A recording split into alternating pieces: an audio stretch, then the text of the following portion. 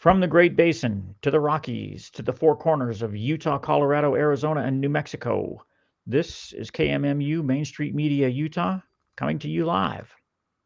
You can find us on Rumble, YouTube, X, Facebook, and our website, kmmu.org. Please join our hosts, Jared and Holly, for Political Head Trauma, where if Head Trauma had a podcast, it would be just like this. Take it away, Jared and Holly.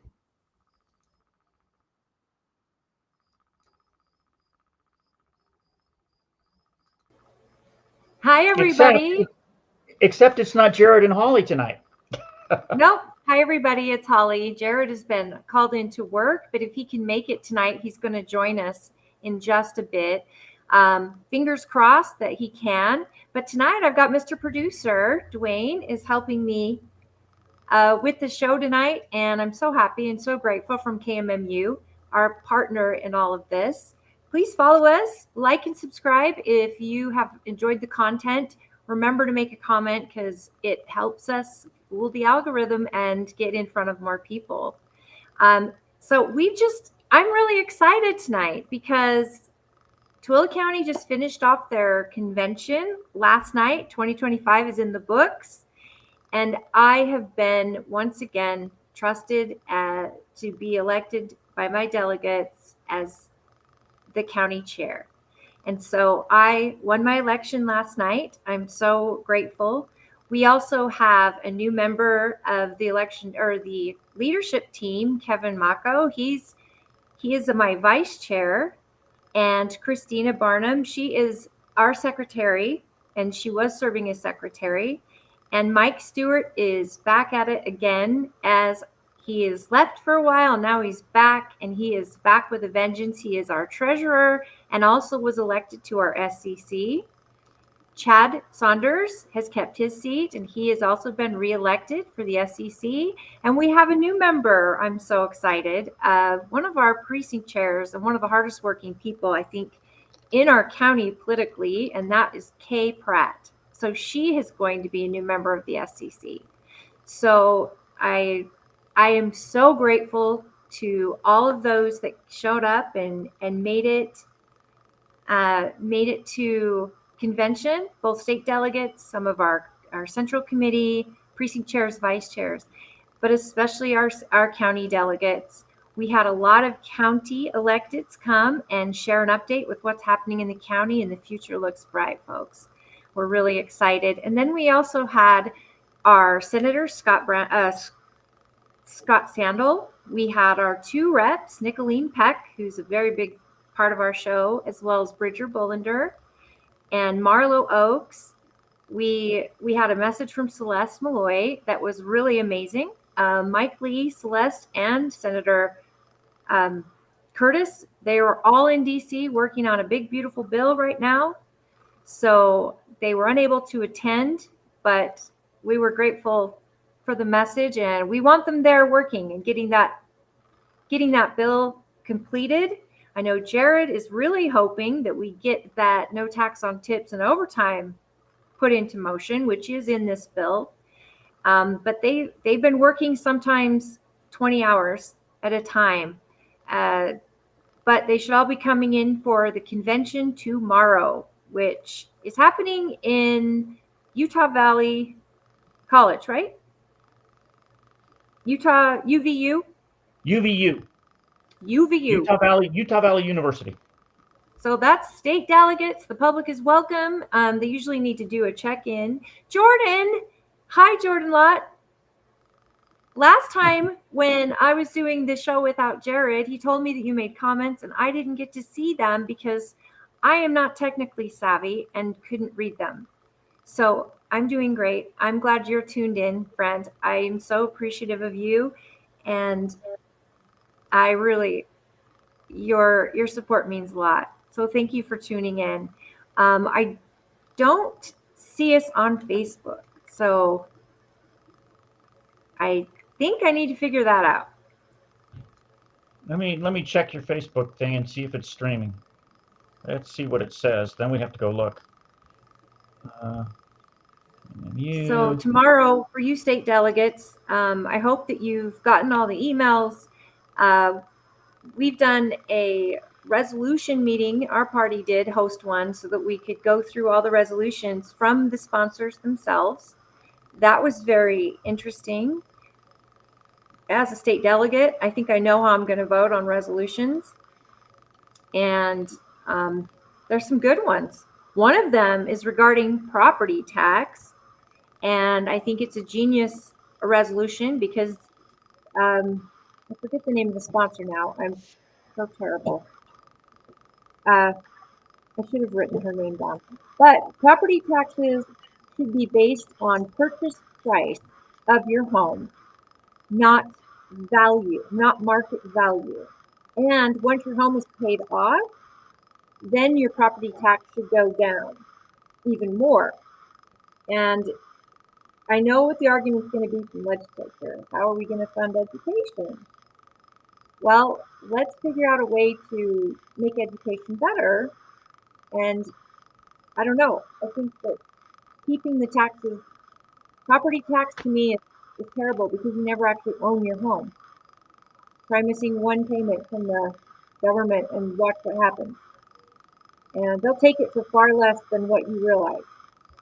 So hopefully some of these resolutions will do some good. Resolutions are being presented to the state delegates to vote on. And then once the party makes that decision, we bring it forth to the legislature to try to make some moves on it. But it's the party stance on these issues.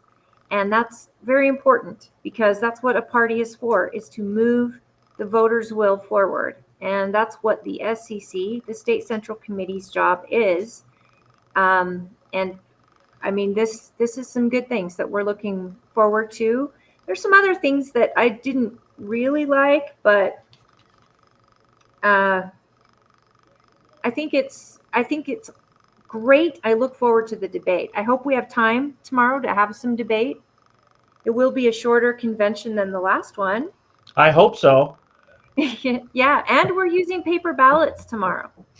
So that's something that the National Committee has been really under Trump. They've wanted to go back to paper ballots. Our state or our county clerk had let everyone know last night that our county and the state is going back by 2029 to where they'll no longer be sending mail-in ballots out unless you opt in.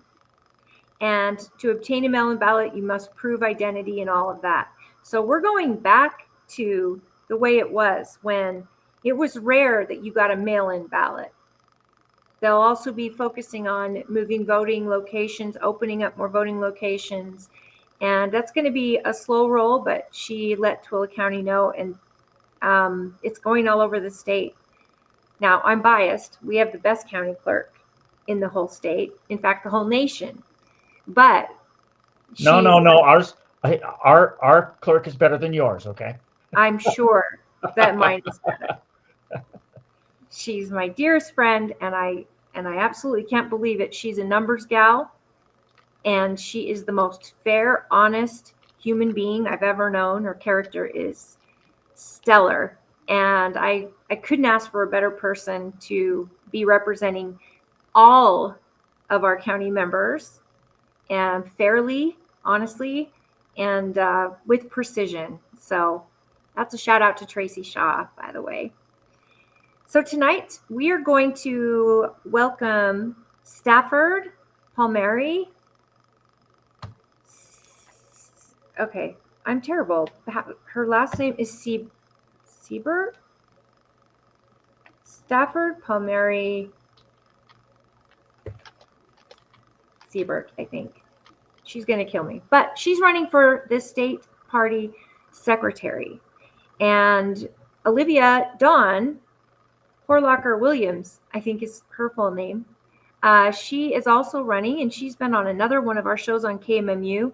And we wanted to make sure that all of you got an opportunity to hear from all the candidates. And now we've officially, after we see Stafford tonight, we will have hit the main races that are up tomorrow. But we want to hear from you. So if there's someone you want to talk about, let's talk about it. Melanie Monaster, she's our vice chair. She's running unopposed, as well as Chris Knoll is running unopposed. There's your list of candidates right there. Fantastic. Did we And figure out both Facebook? Stafford and Olivia have some long names. No, yeah. How do I get a better Here, view? let me give Sievert. So I was let me right. Sievert. let me make these a little bigger for you. How's that? Yeah, that's perfect. And I got to figure out really quick how to. I got to go to YouTube and share this Oh, on. your Facebook, it's trying to Yeah. connect and it's failing, and that's not something I can help you with. Okay. I can That's probably a do it from my phone. That's a Jared thing, okay? It's I don't trying to know. connect. It's trying to connect to your Facebook, but it keeps failing, and I don't know why. Password's wrong or something. Uh, but it says That's unable to okay. I'll connect. do it. I'm going to share here.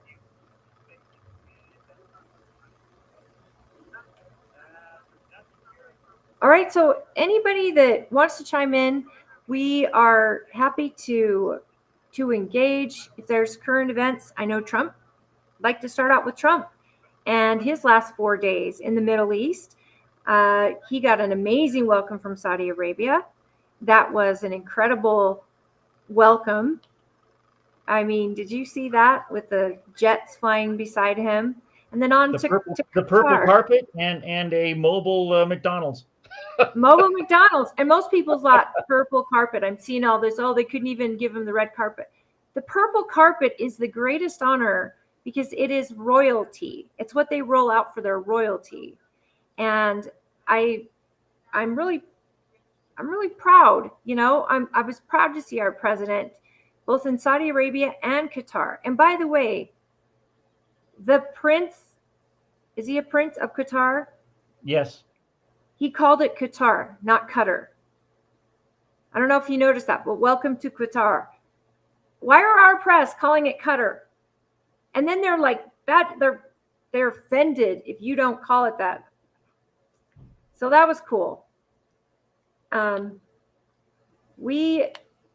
He then, I guess that President Putin decided not to show up to Turkey to have peace talks or talk about a ceasefire, even though Zelensky showed up.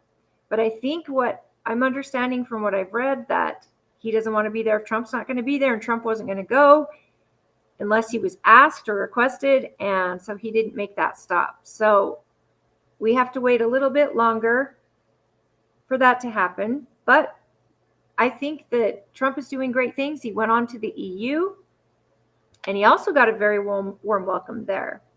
So I think we're in a good place in the world. He's bringing a lot of money back to the United States in military expenditures, so business helping that military. They're buying their weapons and whatever from the United States. That's always good for us. I mean, for now, as long as it's not used against us. But you know what? It's what it. I love it because the press has made it sound like Trump is hated and across the world, and they're really good actors if he is. Did you see in Saudi Arabia the dancing they were doing where they're swinging their hair? I wish I had a clip of it, but they were swinging their hair. And he said, wow, that's a really crazy dance. That's amazing.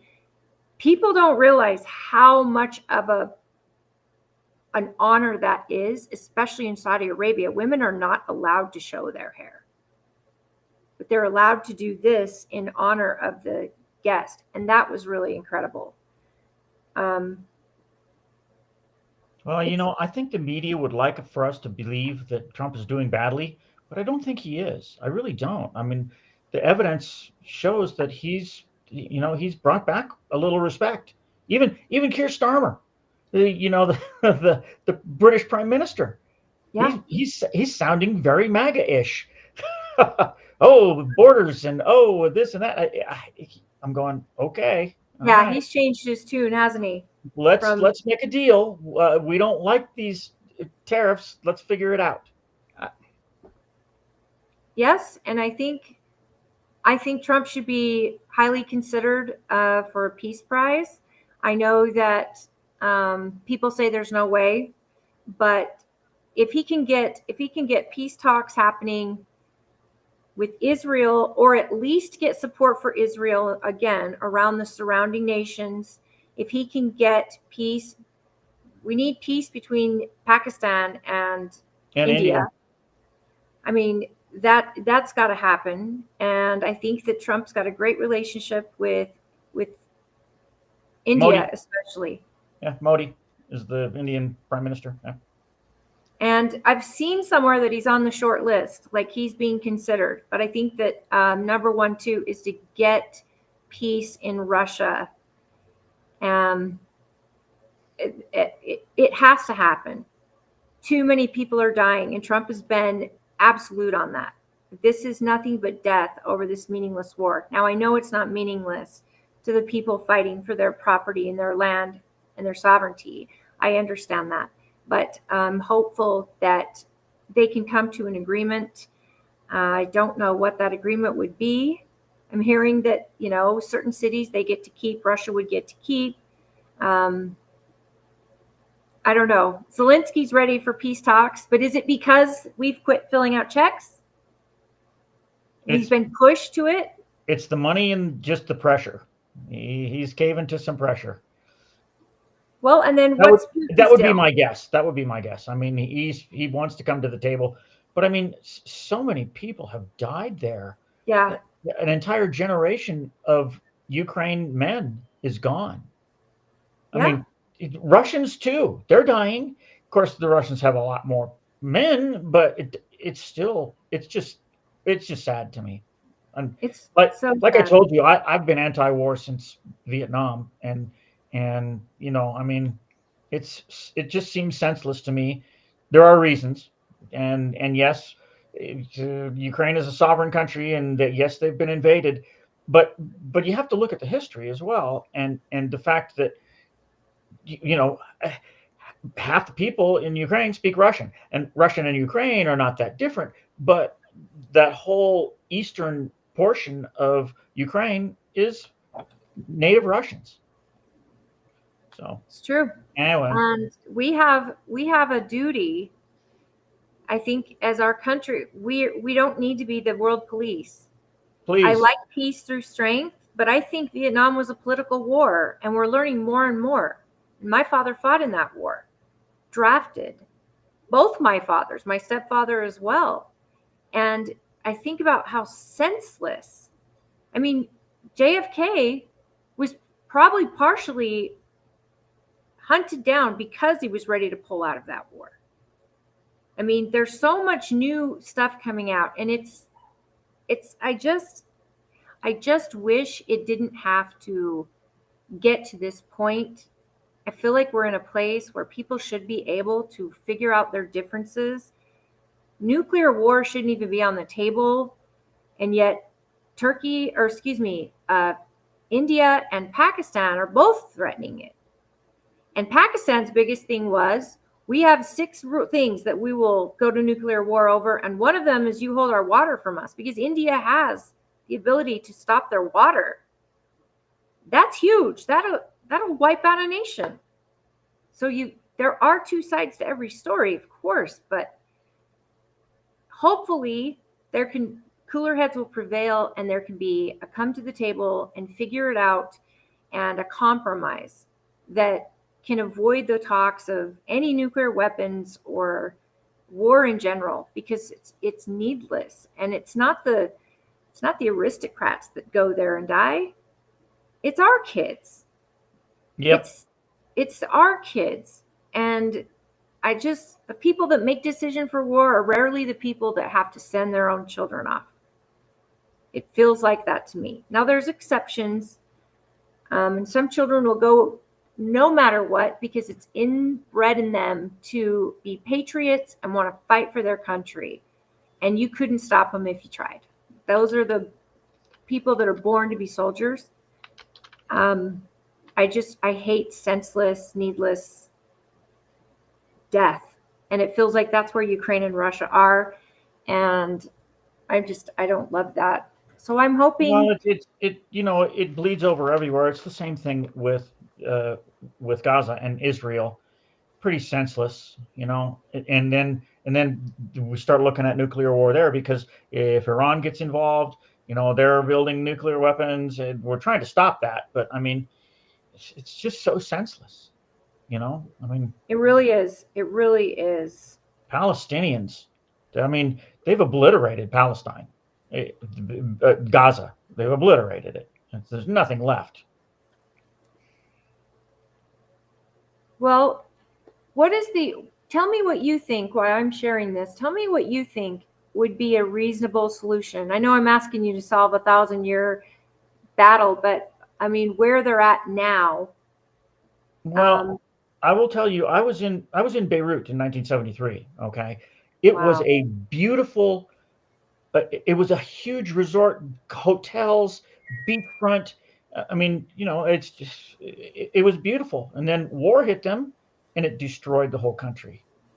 I think you could turn that Gaza Strip into a resort. And it's funny because Trump uh, sent out his little video about Trump Tower in Gaza, but that could be it could happen, but it's going to take a lot of resources to do that.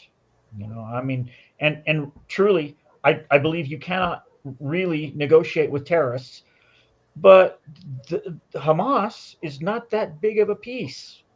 The poor Palestinians are suffering because of Hamas, and that's a terrorist organization. Right.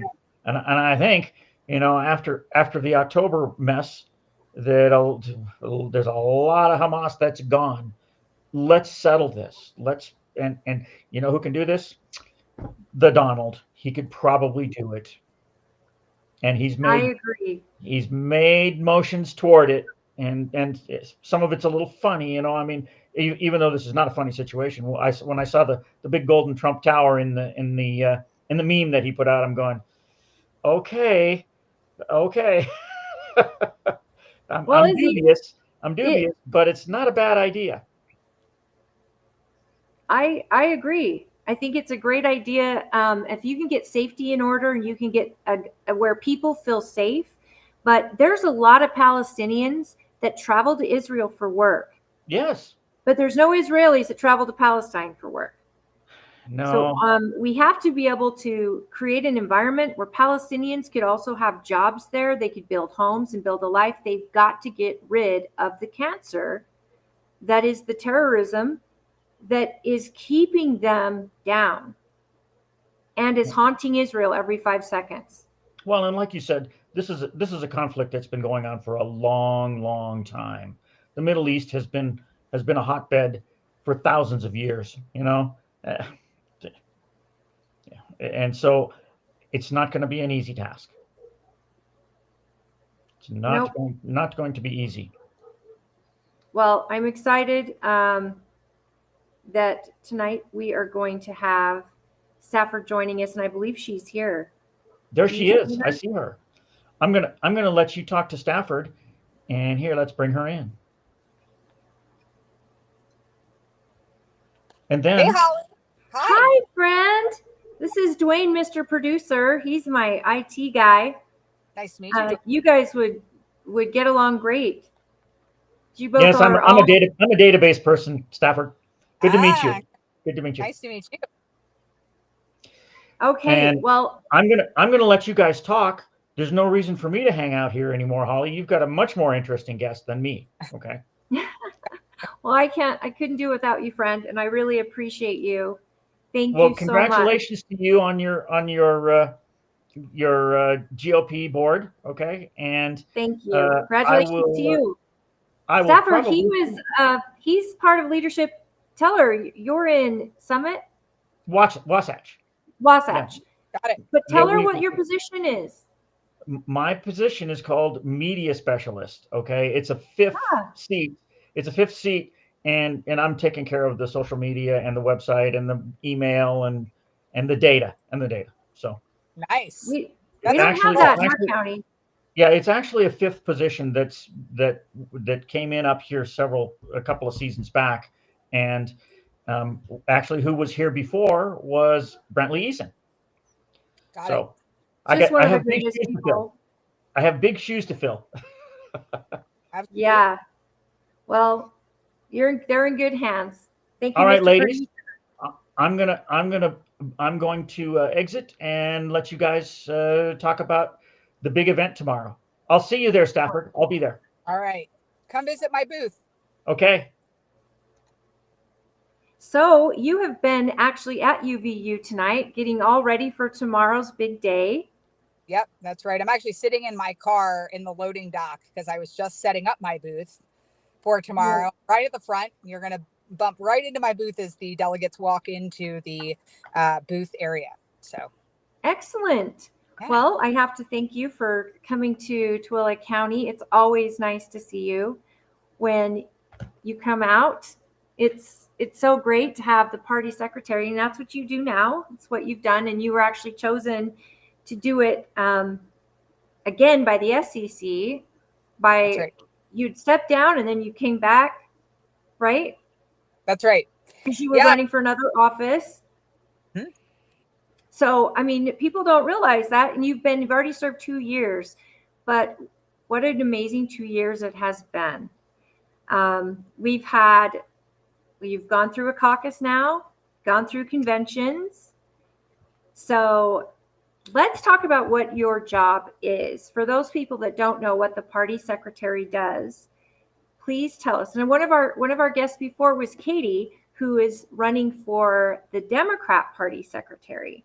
And I was just going like, oh, how do you guys do this? How do you do this? And she's like, it's a really big job. I'm like, yeah, it's probably one of the hardest jobs in all the jobs in the party, on the county level and the state level, because it's all data driven, right? Yes, absolutely. So something people don't know is that under Robert's rules, the secretary and the chair are the only two people that have to be present for any meeting of the body. So an SEC meeting, for example, cannot happen unless both the secretary and the chair are present. And according to our bylaws, present in person. The vice chair could call in, the treasurer could call in, the national committee people don't have to be there, but we can't have a meeting without the secretary and the chair. So that's why last fall, when Rob had the meeting that had 3 locations, because we was right before the election, we wanted to do door knocking after the SEC meeting. I actually drove down to Bluffdale to be in the same location with Rob, even though there was a location up in Ogden that was closer to my house, because Rob and I have to be in the same place for every meeting. So the secretary is sort of like the chief administrative officer of the party. So according to our bylaws, that includes taking minutes and keeping track of attendance and votes at all meetings, whether that's a convention or an SEC meeting, and then also tracking all the data that the party has. But there's so much more to this role that is not, the basics that are in the bylaws. So over the last 2 years, I took it on myself to do a bunch of additional projects to strengthen the infrastructure of the party, because the reality is that the basic administrative functions of the secretary are not how we win elections. At the end of the day, we can have beautiful record keeping, and record keeping is very important to the longevity of the party, but it is not how we win. And so some of the things that I did over the last 2 years include redoing our website, redoing our logo, which was approved by the SEC, redoing the operations manual, which had not been updated since 2016. So there had actually been multiple leadership teams, including the one that my opponent served on prior to my beating her 2 years ago, that had never updated the operations manual.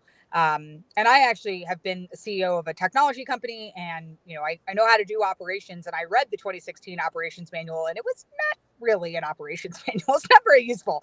So we reimagined it to be much more useful. Because I think big picture, every 2 years, we essentially have a situation. It's like total recall. We just elect a new leadership team and we start again. And that is not a successful strategy for the long-term health of the party and the ability of the party to recruit strong conservative Republicans to run. We can't just recreate the wheel every 2 years. So the new operations manual actually goes into great detail. It starts with a section about what you do in the first month, which is the most intense. And then there's a section on finance and a section on caucus and a section on convention. And I imagined it as a playbook that we could hand to a future leadership team. Hopefully not tomorrow. I'm running for re-election because I want to serve another 2 years, but I'm not going to be the secretary forever. And we need to be building systems that are not based on any one person, but are based on the good of the party in the long term. I totally know what you're talking about. In fact, some of the resolutions that you yourself have sponsored in the SEC are just as simple as just trying to clean up the bylaws and all the different things that have been overlooked by everyone. Yeah. And they're so simple, but yet we have yet to do them as a body. And they need to be done. Like, come on, they need to be done because you're probably pretty left brain. I mean, I know you are a numbers person. You were like my friend Tracy, who's our county clerk. If it doesn't make sense, if these aren't measured up, if I can't scientifically make this happen or logically make this happen, I'm going to go crazy. And you've been putting these resolutions up time and time again, and they're not getting done. So that must be so frustrating because you got in the seat and you went, wait, what's this? Why is this still a thing? You're absolutely right that you are just bringing it to light and have been talking about it for quite some time. And so I hope that as a body, we can get that stuff fixed because it may be little, but it means a lot. I do too. To the integrity of the party. Yeah.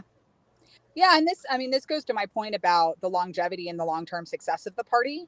Our bylaws have multiple places where they're unclear or they're contradictory. And I'll just give you one example, since this is a constitutional amendment that's actually on the agenda tomorrow. I am not the sponsor of it, in part because I'm running, but also because I live in a very tiny precinct in Morgan County. And my good friend DeLynn is our state delegate. She also owns the only commercial business, which is a gas station in our tiny unincorporated town. So Lisa Sandberg is the sponsor of this constitutional amendment. It's the second item on the agenda under constitutional amendments. And what it does is it changes the party's fiscal year from a July 1 fiscal year to an October 1 fiscal year. And the reason that I propose doing this, and it does require a constitutional amendment because we define the fiscal year in the state party's constitution, is because our current process for proposing and approving a budget literally cannot be complied with because the bylaws are contradictory. So the process is supposed to be that when a new leadership team gets elected, we're supposed to put together a budget and then have it approved by the budget committee and approved by the executive committee before we bring it to the last SEC meeting of the fiscal year, which would be typically in June, but it's the first SEC meeting right after the new leadership team typically gets elected. There's multiple problems with this. First of all, the budget committee is made up of a majority of SEC members. And sometimes, and particularly when we have the organizing convention in April, this year it's in May. So we only have 2 county conventions that are happening after the organizing convention, but we often have many county conventions that are happening in May after the state organizing convention. And that's where the SEC members are elected by the county. Right. We don't even know the full body of people that could be appointed to this budget committee. But secondarily to that, the executive committee is a majority made up of SEC members that are elected at the first SEC meeting. So literally the people who are supposed to be approving this budget are elected at the same meeting we're supposed to get the budget approved. Yeah, so that doesn't make sense. And we don't have an entire body. I didn't realize that counties do their conventions after. Yeah, they're allowed to. Yeah, I always try to do mine like right before state. Sure. But a lot of counties try, but it's really a matter of, can you find the venue? Can you get the people together? So this year, JUAB, I'm forgetting the other one. There's 2 that are, maybe it's Kane County, that are after, they're next week. So they're after the state organizing convention. But there are some years where there's 8 or 9 county conventions that are happening after the state organizing convention. And actually a little known fact, and this has not happened in recent memory, but our bylaws allow us to have the organizing convention until September. So hypothetically, you could actually have a budget approved by an old leadership team and an old SEC that is then handed off to a new leadership team if the organizing convention were to happen after that last SEC meeting of the fiscal year. And that is not how this is supposed to work. You're not supposed to inherit a full year budget as a leadership team and then have to figure out how to manage that. I mean, you'd obviously want to bring another budget to the SEC because that's a primary way that the leadership team makes decisions about how to invest their time and how to grow the party. But our bylaws actually allow us to have an organizing convention all the way until September. I don't know that we've done that in recent memory, but we could. But even if we didn't, even if we have it in April and May, you're still crunching this timeline where a new leadership team is throwing together a budget and then can't even have it approved by the bodies that are supposed to approve it. So that's why there's this constitutional amendment on the agenda tomorrow. It's been to several SEC meetings. We haven't gotten to it yet. The SEC this year did not actually do a lot of business.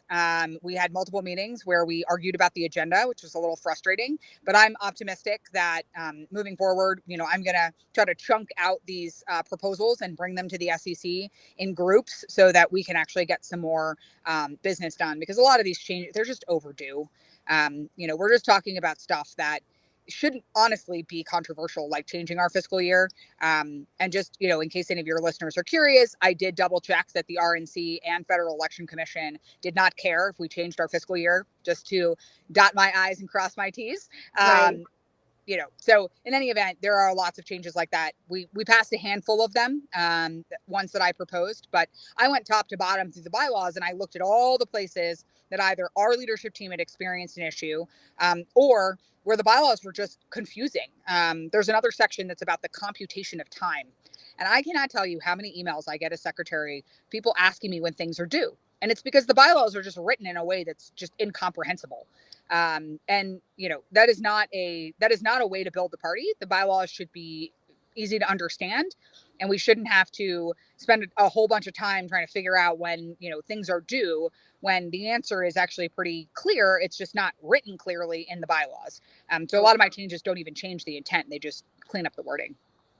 So I can say, I've been in many an SEC meeting where we spend hours debating just to get the agenda finished.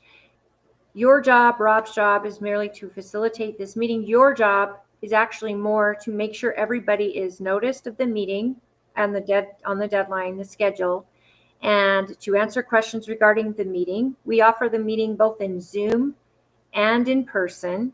Yep. That's new. They kind of started that after COVID. And I mean, I love it because sometimes I'm traveling or I'm not there, but I can still attend my meeting for my county. But bylaws, there are people on the SEC that are so knowledgeable about the bylaws, and they will debate tooth and nail down to the bylaw, which is great. But when there's an inconsistency in them, now we're just fighting to fight because it's interpreted wrong. So I love it. I love that you want to clean it up and that you see the need for it, because I certainly do. It's a lot of wasted time, even if we're all saying the same thing. Yeah. And so I can really appreciate that. The data.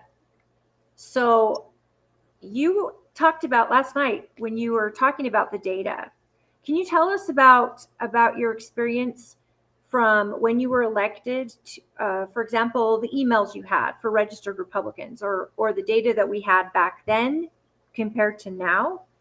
Yeah. And where you see it going? Yeah. So the only data that the party had when we took over that was consistently accurate was the delegate data. And even that, to some extent, was out of date because delegates move or they could no longer attend. And so before any situation where we're going to be calling the delegates either to the organizing or nominating convention or to a special convention, for example, we had one of those almost immediately after we got elected. We always go through the list with the counties and make sure that that information is accurate. But with voter data specifically, we have very little information about voters. We have their address and we have their name and we have their birth date. But information such as phone number and email address is not provided to the party by the lieutenant governor. She has interpreted the law to, my understanding is that she does not have to give us that information, so she does not. So that's why actually the primary reason we had a registration system for caucus this year, where people could register in advance, is because all of our email data comes from that. It does not come from the lieutenant governor. We do not have a master list of email addresses and phone numbers for Republican voters. And this is, big picture, a problem for the party because we do not control our own membership, and we should. And that is a problem I absolutely think we need to solve. But we take the data that we have for voters and we share it with all of the convention candidates all at the same time. And it's a live list. So if we get any updates, they get the update in real time. So we did that last year. We had all the caucus data that we had collected from pre-registering voters who attended caucus, and we provided that according to whatever the boundaries were of an election. So if you were in a statewide election, you got all the data we had for the entire state. If you were in a particular House district, you got all the data for that House district, or a particular Senate district, you got all the data, et cetera. But that's how the process works. And in addition to that, when I became secretary, almost all of that data was in a spreadsheet. Very difficult to manage, very difficult to keep clean, very difficult to keep secure. We now have a database. So we store all of this information in a database. It's searchable. It's much more secure. It's password protected. And we can do time limited access. So, when somebody is unsuccessful at convention, for example, we take away their access from the delegate list, instead of it just being a spreadsheet that was being sent around, which is what was happening in the past. That's amazing. Here's the thing. I as a delegate, I want people to know how to contact me, especially candidates and especially the members of my precinct. When I'm on caucus night as a party chair, I try so much to make sure we get all the information, contact information from every attendee at caucus, not because we're looking to sell lists or anything to bombard them, but so that we know who's there. And so we give that tool to the delegates, because the whole purpose is that delegates get in touch with them and talk about candidates. And then they talk about how that delegate's going to vote on their behalf at convention. Yeah, absolutely. That's how caucus works. If delegates go rogue and they don't care to know what their precinct wants, then our primary will not match our convention candidates. Yep. So by gathering that data, that's, to me, it is the most important thing it's the most important commodity right now is data. Yeah. For anybody, for any business, for any private club or private party. So part of me is like, well, I want my data protected. I don't want to be on some list somewhere that somebody sold. And I don't want to be hounded all the time for money or from organizations like that. The other side of me is thinking, this is gold to candidates. If I attended caucus and I didn't run for anything, once they are running in a general, that data is gold to them. And I think the party and parties like all the county parties should be collecting that data, letting people know when you attend caucus, we do want your name and your email and your phone number so that we can stay in touch with you and you have you can hold people accountable that are your delegates or whatever. But then we should be sharing that data with the state to help grow your list, especially now that your list is in a secure server and it's password protected, like you said, and chances you're not selling it. It's basically what you're giving the nominees. Isn't that right? Yes, absolutely. You're actually raising a really important issue around how we share data and who we share it with, because a lot of delegates don't want to get spammed, and that's not what they signed up for. And people who attended caucus don't want to get spammed. That's not what they signed up for. And so, we get requests all the time from random people who want the delegate list because they want to spam the delegate list with some project they're working on, for example. And most of the delegates find that really frustrating and they do not want to participate in that way. That said, we do want delegates to be able to communicate with each other. And we definitely want delegates to be able to communicate with the voters in their precincts and with their precinct chair. And my husband's actually a precinct chair. And I was really surprised by, and I will say that there's a wide range of tools that are available depending on what county you're in. So some counties are much more technology savvy than other counties. And some of that is just who's willing to serve, right? So not every county has a Dwayne. Not every county has, a Chris Knoll, who is the former chair of Salt Lake County, is our incoming unopposed treasurer. He's literally a software developer. That's like what he does for his job. Right. Not every county has that kind of support. And the party really could help close the gap there without putting all that information just up on the internet for anyone to have. Because you have to keep in mind that our website is not just used by Republicans and by people who are involved in the party, it's also used by our opponents. So something I'd like to do when I'm reelected is to build a logged in section, an authenticated section of the website where we can actually put some additional information that is eyes only for the SEC, the delegates, candidates, where they'd actually have to log into the website to see it, so that we can get around some of the security issues and help people actually access information. But on the subject of putting those people in touch, we should have a way for a delegate to contact all the Republican voters in their precinct. We should also have a way for voters in a precinct to contact their delegate.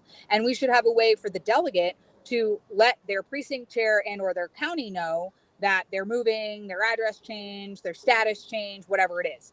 And right now, that is very difficult to do. I actually heard this multiple times while I was talking to delegates over the last couple of weeks that, for example, in Davis County, where ironically my opponent was the secretary until a couple of weeks ago, he tried for like a year and a half to get his data updated, and he could never get it updated. He could never get my opponent to respond to him. He couldn't get his precinct chair to respond. He didn't know what to do. And he was like, I'm not getting the emails. Nobody is communicating with me. And I think what had happened is he'd gotten elected at, he hadn't gotten elected at caucus. He was an alternate. And so he had become a delegate after caucus last year and then just never got any emails about nominating convention or about anything happening after that. And he finally got it fixed in the last couple of weeks, but it took a lot of energy and actually emailing me directly about it so that I could put him in touch with the right people. And so, doing this over email is not the most efficient way to do it. And so I'd like to create a sort of a self-serve portal where delegates can go in and update their information. They can communicate with different people. That's going to take a technology solution that's plugged into our database that allows us to, without review.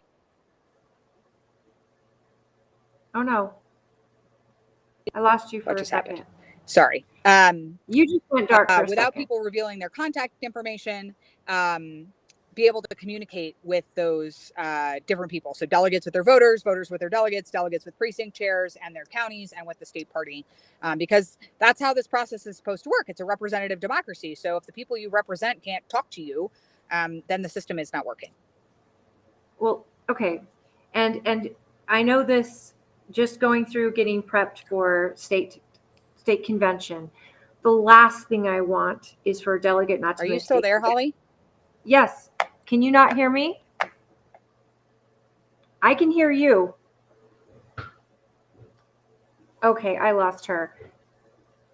But I hope she'll just join back in. Data is. She was having a little bit of a bandwidth problem. Let's see if she comes back. I hope so.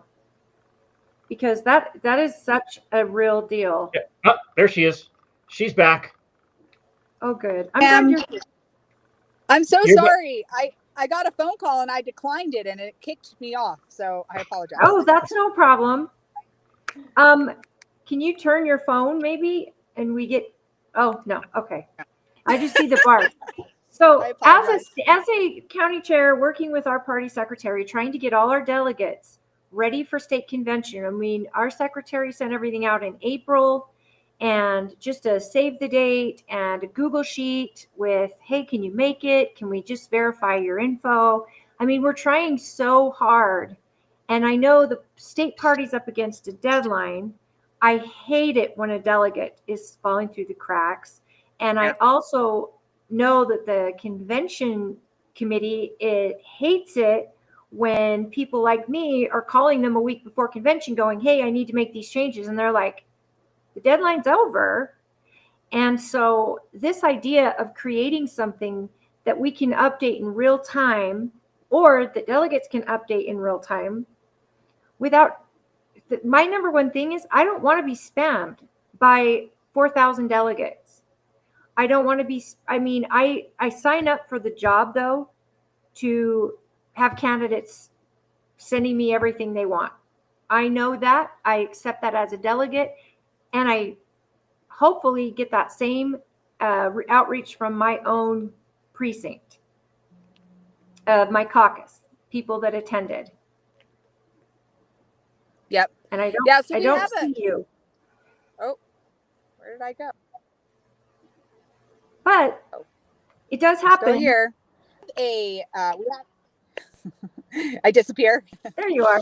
We have a way for counties to update their information in real time, but we do not have tools at the moment for delegates, precinct chairs, and voters, for that matter, to be able to contact their delegates or for delegates to update their information in real time. So, the state party can act as a conduit to facilitate a lot of these issues. We're not going to force any of the counties to participate, but I do think just with the resources the state party has, we have an obligation to support the counties and help them get to the next level of technology and innovation so that we can make this process more seamless and live up to the representative democracy that Utah has. You guys have been awesome. I'm biased. I've loved all the party experience, the state party experience. Your camera went off again. The state party experience, as long as I've been in, we've had excellent party chairs, and they just get better and better. Everything gets better and better. I've lost her, but I'm going to just talk till she comes back. But I'm excited because we've had excellent support IT wise from the state party. These last 2 years has been awesome. And a lot of that is Chris Knoll and Stafford. The fact that we can call them and get that information and get them to help us figure out what's going on and troubleshoot, for those of us that aren't computer savvy, that is a definite benefit and something you're looking for when you have such a large organization and so much data is part of that organization to manage. So I am hopeful that she is back. I'm sorry, it keeps kicking me off. It's because the sign run is about to start for convention, where we get to put out our signs, and so everybody is calling me, and every time I get a phone call, it kicks me off. Oh no! Well, I don't want to keep you too much longer. I do want to. I really quickly. I was just saying when I lost you, how much support our county has received from the state over the last 2 years, between you, Chris Knoll, Brantley, Rob, Kim. That's part of our job. It's been overwhelming to do a caucus with this new rollout that we did, and it had its kinks, and I had Rob on and he talked about that, but the plan and the idea, and now with the new website that's just rolled out and all this work you have in the pipeline, that the plans to go on, and with Chris actually working with the state party, I could see this being really great. Tell me about what you see. I know you're seeking re-election tomorrow, and your booth is where? Right at the front. So when you walk into the booth area, I will be right in front of you. Fantastic. Right in the front. Yep. So talk about what your plan is for the upcoming 2 years. Yeah, I mean, there's so much more work to be done. So we've talked a little bit about getting some of those bylaw proposals passed. We've talked a little bit about creating a self-serve portal for delegates.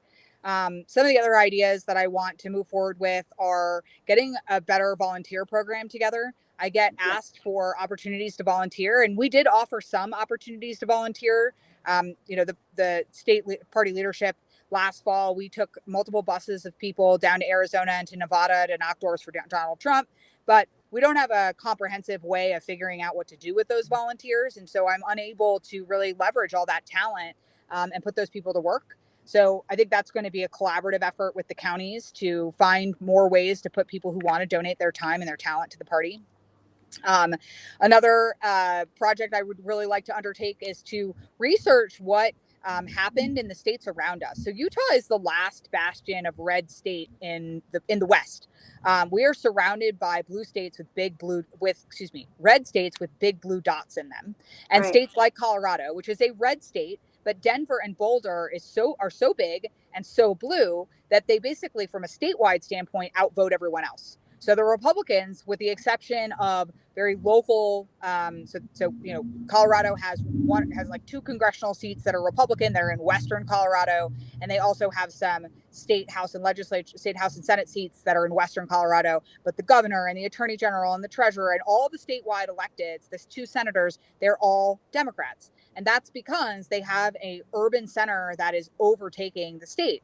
And we should be looking at those states and understanding what happened, and also looking at states like Arizona and Nevada, which have pulled themselves back from the precipice of that.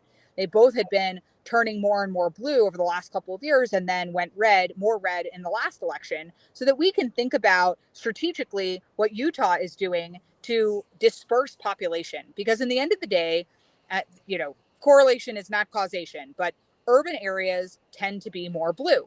And so the bigger the Wasatch Front, the bigger the Salt Lake urban area gets, the more blue it's going to get. And so we need to be proactively involved in that discussion from an economic development and strategy standpoint, and we are not. This is not just about the tactics of winning elections. It's also about population breakdown and where people are living, and economic development and housing development, and how the party is actively contributing to that conversation. And we know our legislature cares about this because we have, the trifecta. We have a Republican governor and we have Republican control of both houses of our state legislature. However, we're not proactively thinking about that population concentration issue in the city of Salt Lake and its surrounding areas in Salt Lake County. And Tooele is part of that too, obviously. So Tooele is, I heard last night from your vice chair of the county council that 75% of people in Tooele are commuting into Salt Lake for work. Yes. In the end of the day, this is an existential threat to the Republican Party and to the values that we all hold dear. I mean, our values. The reason Utah is such a great place to live is not an accident. It is because our Republican values have enabled us to create that great place to live. And if we are not protecting those and we are not actively working towards them, they will go away. I agree fully. And, we're considered rural, and yet, we're mostly owned by BLM. Like I think 84% of our county. So eventually we're going to have to build up. We won't be able to build out, and we'll lose our small town. Our population now is 76,000, I think, and yet we've got all our states are red, and that's not without a lot of work.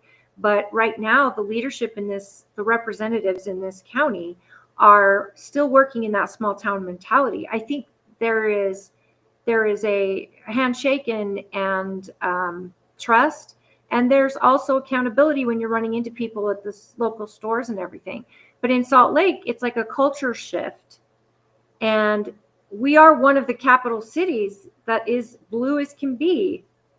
And I know a lot of Republicans fear we're turning purple because of such a different culture shift. And I think that a lot of people move to those condensed areas.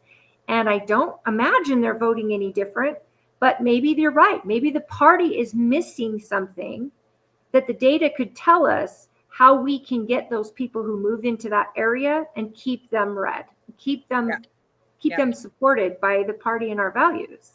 Yep, absolutely. That's really fascinating. So what do you see could be done about that? Where do you get data for that? So I think we need to look at the states that have successfully kept the trifecta. So we need to look at, there's sort of 2 pieces to this question. One is what happened in places like Colorado and Arizona and Nevada and even Montana, which is also coming back from the precipice, but also places like Oregon and Washington, which are also red states with big blue dots in them. California is a red state with 2 big blue dots, so the San Francisco area and the LA area. Oh, I lost you at the best time. Oh my gosh. People keep calling me because they're trying to figure out where I am for the sign. I am going to have to go soon, and I apologize. No, I understand. Let me just finish this thought. So one is looking at the states around us in the West. Can you still hear me? Yes. Yes, yes, yes. Oh, she's got so much going on, and this is probably the worst time that I could do an interview with her. But she's back. People are still, they're calling me trying to figure out where I am for the sign run. So I am going to have to go, and I apologize. But I'll just finish my thought about this. So it's two elements. One is looking at the states around us that are red states with big blue dots, and what happened in those places. Was it just the urbanization? In Colorado, for example, there were a couple of big Democrat donors that started to spend a bunch of money to flip state house seats, and then it started from there and Jared Polis was one of them. And then he became the governor. But I think another strategy is looking at the states that have successfully stayed red or become more red, like a Florida. What did they do? What was the difference about how they handled a state that was actually becoming more blue in the early 2000s and now has actually shifted in the opposite direction? Is it a matter of how they nominate their candidates? We have a big debate about SB 54, and we are arguing about how we should actually nominate candidates to have the most conservative voices. And I think it's important for your listeners to understand that the only way SB 54 can actually be repealed is if the legislature repeals it. So I've heard a lot of rumors about how we could file another lawsuit, that we have all these different strategies. These other strategies will not actually repeal SB 54. And it's unfortunate, but the people that are proposing those strategies are being very disingenuous. So we need the Senate. It's not even legislature. Our House Republicans have already tried.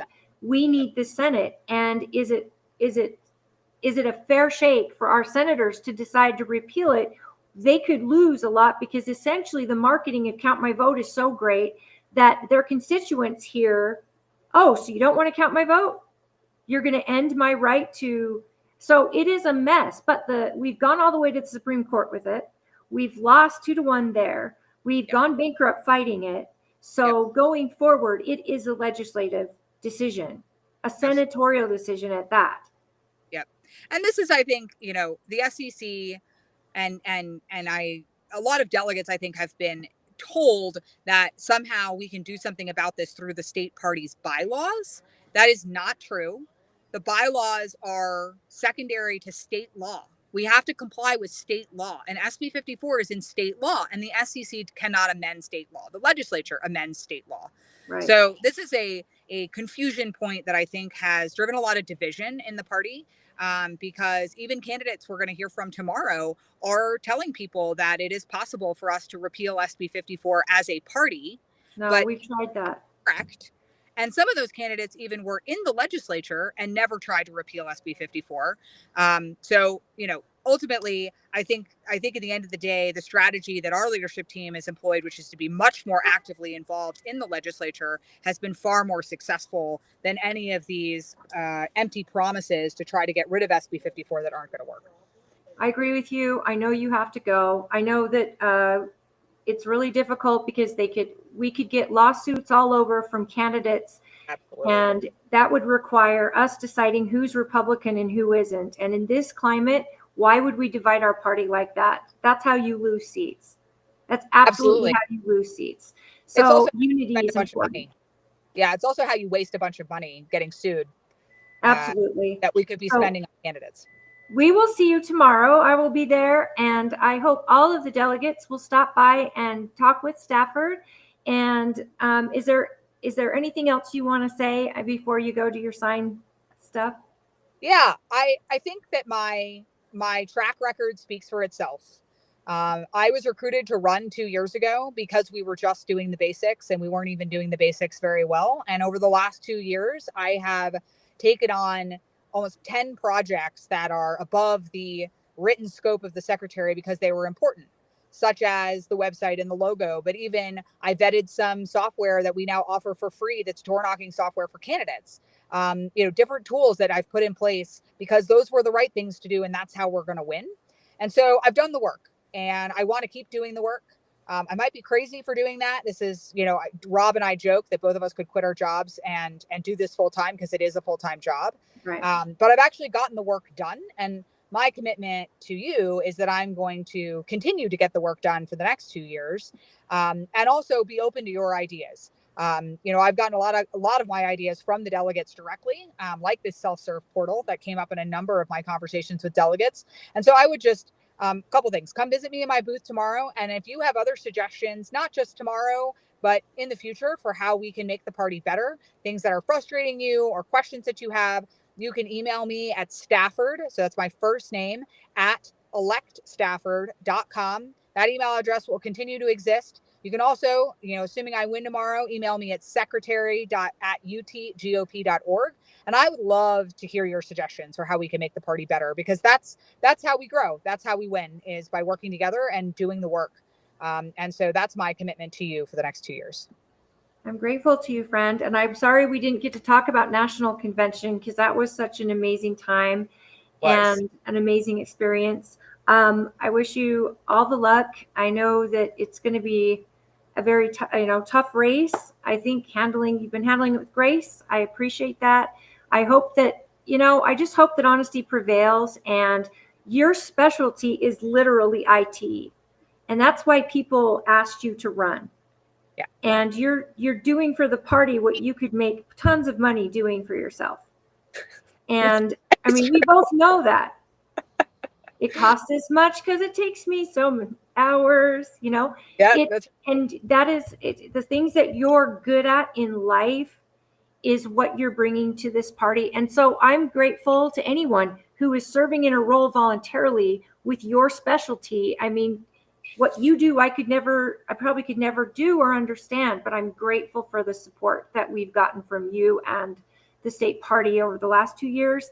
And I hope that tomorrow is a great day. I will see you then, everybody. Thank you, Stafford. Thank Go you. do your sign. We'll see you I tomorrow. really appreciate it. Thank you so much. See you tomorrow. So for those of you that are attending convention tomorrow, remember, wear comfortable shoes, bring something like, I always bring my water and something to snack on just in case the day gets long and you get hangry. I do expect it'll be a lot faster if we can get everyone to agree on the resolutions, keep the debate timed well, and that, we are doing paper ballots, so we should get answer to our elections. That shouldn't be difficult, I hope. But go early. Try to get there around 8:38 so you can credential and spend some time talking to staffers. Talk to Olivia Dawn.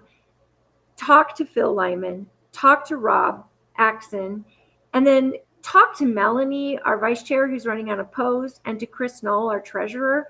Get to know what the party leadership is doing and see where they're going and what they see is going to help us as voters to make sure our voices are heard, and what's going to be the conduit between us and the electeds, because our representatives actually the state party is actually that conduit for us. So if there's something that's on your mind, contacting your state party may be faster than trying to contact a representative, depending on the issue. I always recommend you contact your representative, but this is something, if it means that much to you, chances are it means that much to other members of our community. And hopefully you can get in touch with someone at the state party who can actually do your bidding, or the SEC, and they can try to do resolutions. I'm so sorry for the weird lights. I don't know what's going on. The sun is going down, and it's just a weird night. It's not the same without my partner. So Jared is definitely missed. I'm going to wrap up the show. I appreciate all of you that tuned in. Olivia's been on our KMMU channel. This was last minute, but we wanted to make sure we gave Stafford an opportunity to talk about her run as well. So go to KMMU Media on YouTube, Rumble. I believe Dwayne said there's going to be a Facebook page coming out. And we hope and we appreciate all of your support. Just tuning in, leave a comment. Try to be nice, guys. We're all on the same team. This is about information for myself, for Jared, for Political Head Trauma. Our job is just to inform you of what's going on and who's out there, who's running. And I feel lucky enough to actually have experience working with these people. I've worked with Olivia Dawn as a party chair when she was secretary. I've also worked with her on the SEC. She loves this state. She works very hard. She's passionate. And so I think that getting to know her, getting to know Stafford, who also works very hard, who's also loves this state, at the end of the day, we're all on the same team and we all want the best for Utah. And we want to keep Utah's values. And we want our electeds to remember who they work for. And I think with a strong party leadership team and a great working relationship with candidates, I think that is key. The party gets a seat at the table. If we're not able to work with candidates from every point, from your city all the way to your state electeds, if you're not able to work as a party with those people that are voted in, who are representing all of the members of the state, without having a good working relationship with them, then you're no different than the average Joe just trying to email your local representative. And this way, having that working relationship with them, they get to hear from you, the elected members of the party, who are speaking for a number of people. And that's so important. Lighting is insane. I'm freaking out a bit. That's probably better. I just have to change my lighting. Okay. The sun is shining right on me. So with that, everybody, please have a wonderful weekend. I hope to see many of you at convention. Remember to say hi. I may go live tomorrow. Just depending on how everything's going. I'm excited to vote for my county on behalf of my county, and I'm so excited to see my fellow state delegates. And hopefully we get some resolutions actually knocked out. So my thanks to everyone who's working so hard for this party. It is a labor of love. It's the terrible pay, but it is so important. And I think if we know our why, it's easier to do. And so I am so humbled and grateful for the trust that my county delegates gave me in picking me as their county chair again in the election last night. I never take that for granted, and I'm so thankful. And I miss my partner, Jared. And so hopefully next week, we will be back at it and together again. So please join us. And if there's anything you want to talk about, PM us and reach out to us on the show and let us know what you want to talk about. Or if you want to send somebody our way that we can reach out to invite on the show. It doesn't have to be political, by the way. We like to invite everyone, and it doesn't have to be Republican. Last week we had Democrats on, and it was a really fun show. So let us know. Let us know what you want to talk about, what's important to you, and who you'd like us to reach out to. Wish you all the best, everyone. I hope you have a wonderful night. Ciao.